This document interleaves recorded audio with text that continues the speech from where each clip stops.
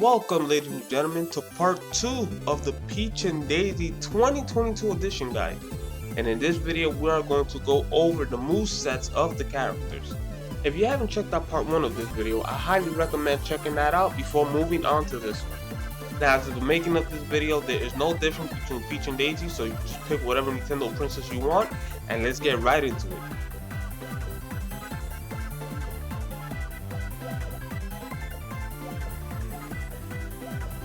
Jab is the fastest move the characters have at frame 2.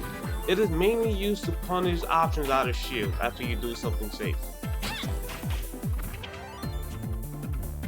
You can also use jab as a pressure mix-up on shield if people expect you to do both jabs.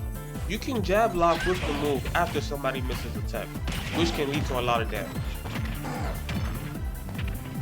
Characters with thin hurt boxes when they bounce off the ground can be pretty inconsistent when it comes to jab locking, so be very mindful of that. Utilt is the frame 7 move that covers the front side of the characters. The hitbox is out for a decent amount of time. Frame 8 is when the hitbox starts covering in front of the character. It has decent range as well.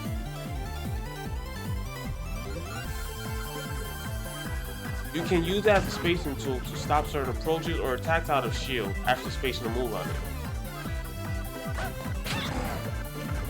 Utilt is not safe on shield, so make sure you space it properly. And it doesn't kill to a really high percentage. The attack has more knockback when you space it, in comparison to doing it up close. Up tilt is a frame 9 move with great vertical reach. Not many attacks can contest with this move, which makes it a bad idea for a lot of the cats to try landing on top of Peach and Daisy.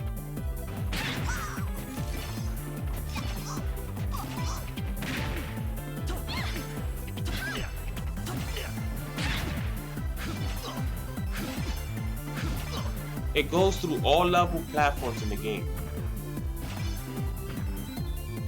If you toss the move out at the right time and the opponent tries to air dodge through it, you can punish the recovery of the air dodge. Up tilt doesn't kill until really high percents. Down tilt is one of the best moves Peach and Daisy have. It comes out on frame 8, has good range, safe on shield with space, can be a decent approach option, and is one of your combo starters.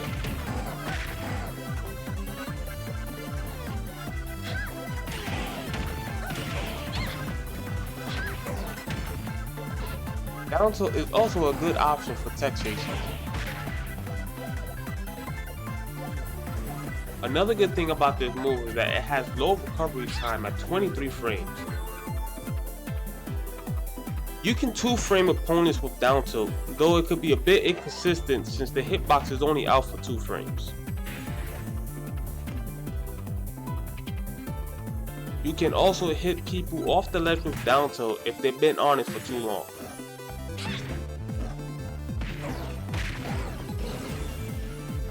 Forward smash is pretty unique in comparison to other forward smashes in the game. Depending on the direction that you're holding, the attack changes.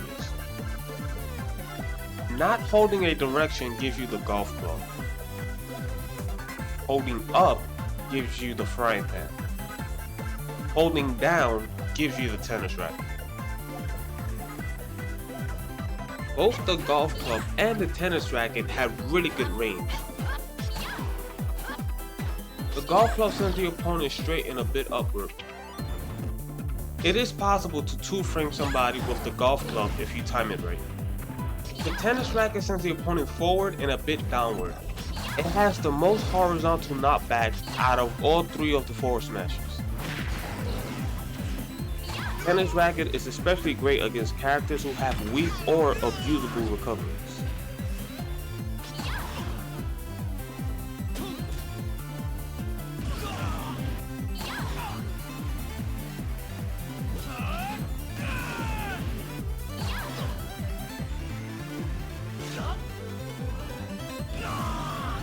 The frying pan sends the opponent upward.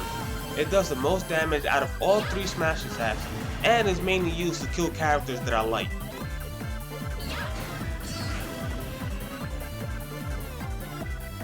Usmash is another good option you have for killing your opponents off the top. The first 3 frames of the attack is the strong hit and the hitbox is extended. After that is the late hitbox, which doesn't hit as hard.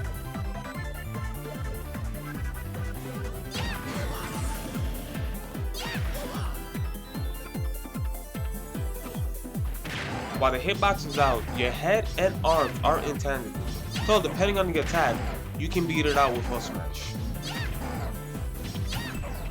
Down smash is a multi-hitting move that comes out on frame 6. While not safe on shield, you can however shield poke. It doesn't kill to a really high percentage near the ledge. You can 2-frame with down smash as well as hit people off the ledge if they've been on it for too long.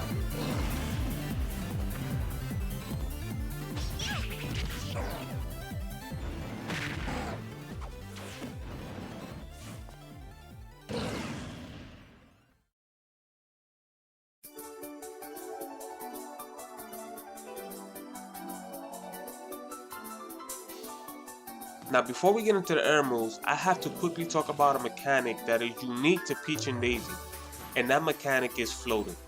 Using float within your air move changes the uses of it in comparison to just using the air move without floating at all.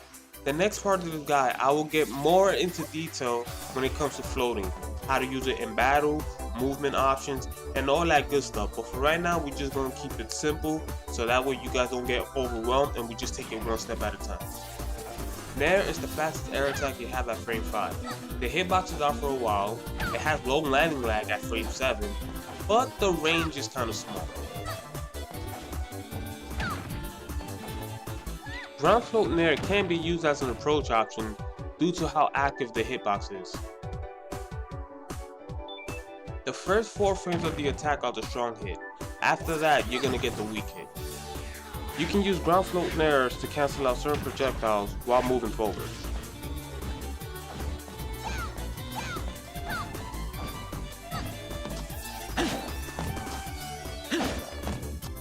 The move can kill at a decent percent near the ledge.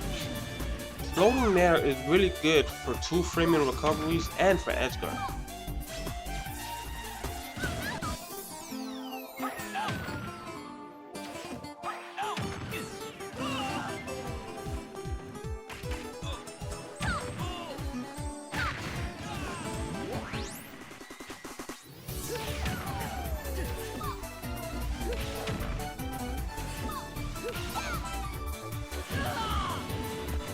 Nair is pretty safe on shield, being -2 at best, which nobody has an out of shield option that fast. The closest thing to that is Game & Watch's up B at frame 3.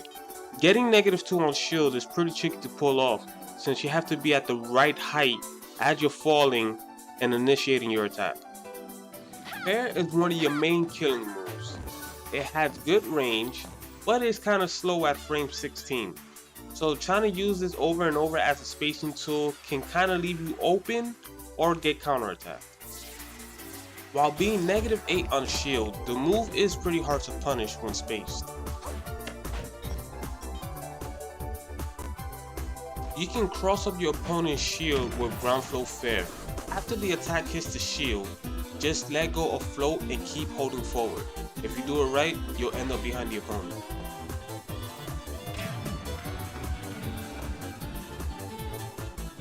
Bair can kill at a decent percent near the ledge or off stage.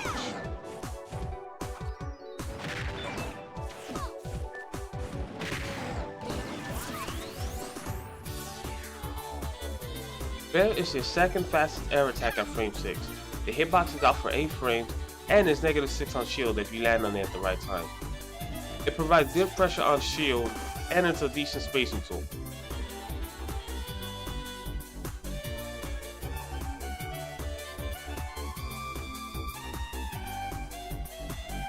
The first 2 frames is a strong hit, the frames after that are the weak hit. Just like fair, you can cross up on shield after you hit with the attack.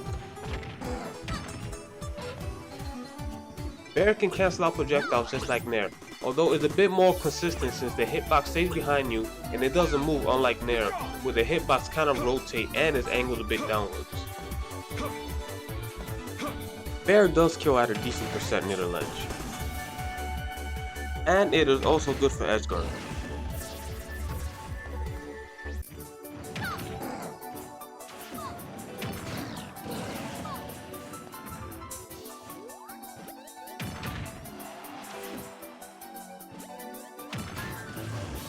Up Air is a move that covers the top of the character in an arc at frame 10.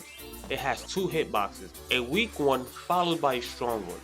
The weak one lasts for 4 frames, then there is a 2-frame gap before the strong one comes out and it lasts for 5 frames.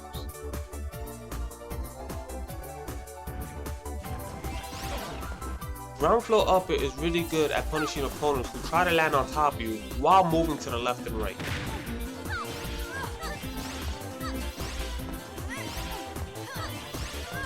Up air doesn't kill until really high percents off the top. There are certain attacks that up air just cannot beat by being directly under. Best case scenario is you will trade attacks with your opponent. In this case with Cloud's Dair, you want to be under him but either to the right side or the left side. So he can't touch your hurt box, but you can hit his. If the opponent tries to air dodge through the up air, you can punish them for it.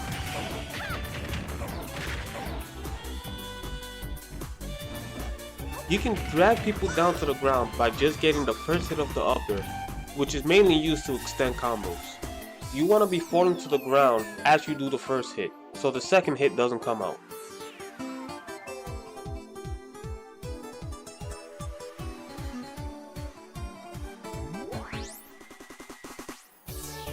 You can also hit people under the ledge with up air if they're too close to it as you're trying to recover. Down air is a frame 12 multi-hitting move. It has 4 hitboxes and each hitbox lasts for 2 frames, followed by a 4-frame gap window before the next hitbox comes out. The last hitbox is the strongest. Dair is the only air attack that you can double jump out of the move before touching the ground from a short hop. It is also one of your combo starters. Floating Dair can be used to avoid grounded options while punishing them from the air. It's also good at pressing the opponent's shield and beating options out of shield.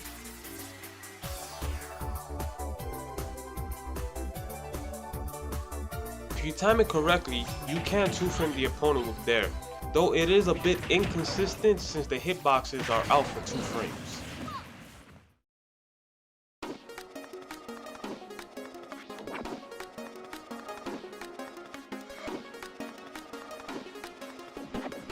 Nutribi is your counter. The counter window is from frame 9 to 34, and you're invulnerable on frame 8. It also autocorrects if hit from behind. Outside of countering attacks, it is really good as an edge guard tool.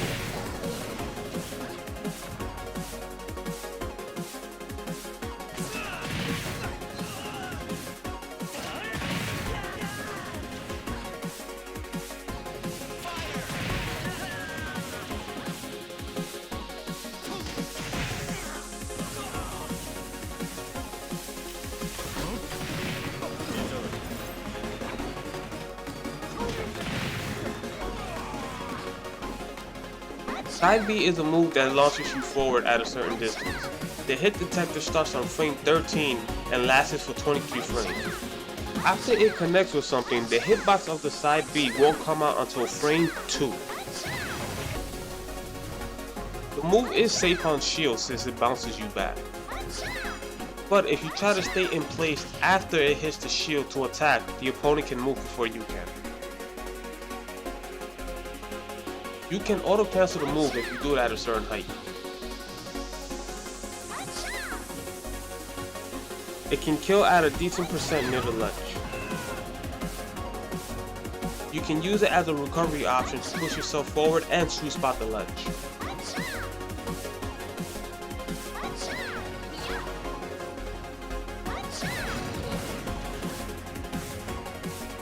You can 2-frame the opponent with side B while doing it towards the ledge and holding down. That way you don't grab the ledge.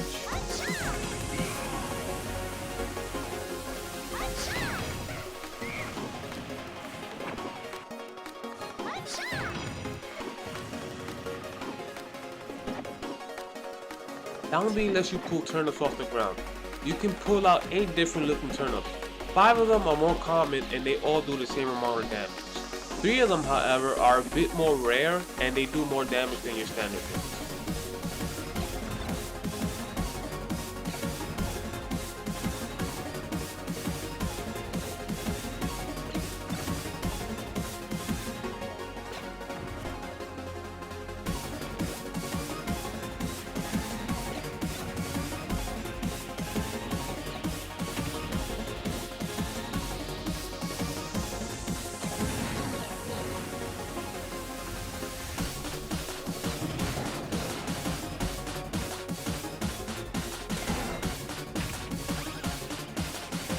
At higher percents, Mr. Saturn gives you enough hit stun for you to confirm kills.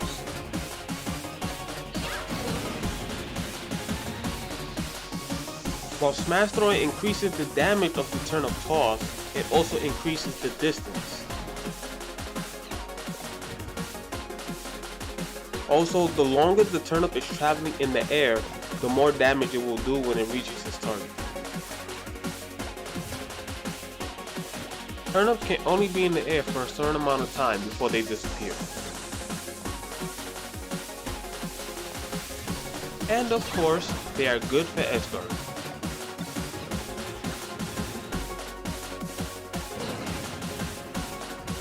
There's a lot more you can do with turnips that is really important to Peach and Daisy's gameplay, from combo extensions to shield pressure, but I'm going to save that for a separate video since there is a lot to talk about. Up B is your recovery move that comes out on frame 7 and hits multiple times. When the Parasol is open, there is a hitbox on top of it. You can keep reopening the Parasol while you're in the air. It also resets the hitbox on the top of the Parasol. You cannot grab the ledge backwards with the Parasol open, but you could grab it backwards if you close it. You also have less landing lag when you touch the ground with the Parasol open in comparison to touching it when it's closed. The hitbox of the up B can hit people near the ledge.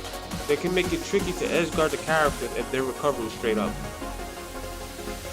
Up B can also be used to end combos.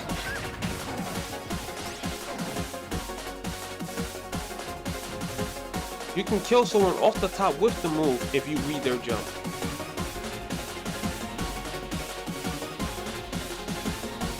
Thank you all for watching, and I hope this video was very helpful. In the next video we are going to get into the floating mechanics, all the tricks and movement options you can do with it. If you haven't seen the first part of this series, you can check it out here or look in the link description below.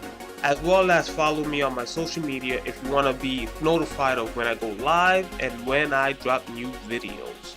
So with all that said, once again, thank you all for watching, and I'll see you in the next one. Bye bye.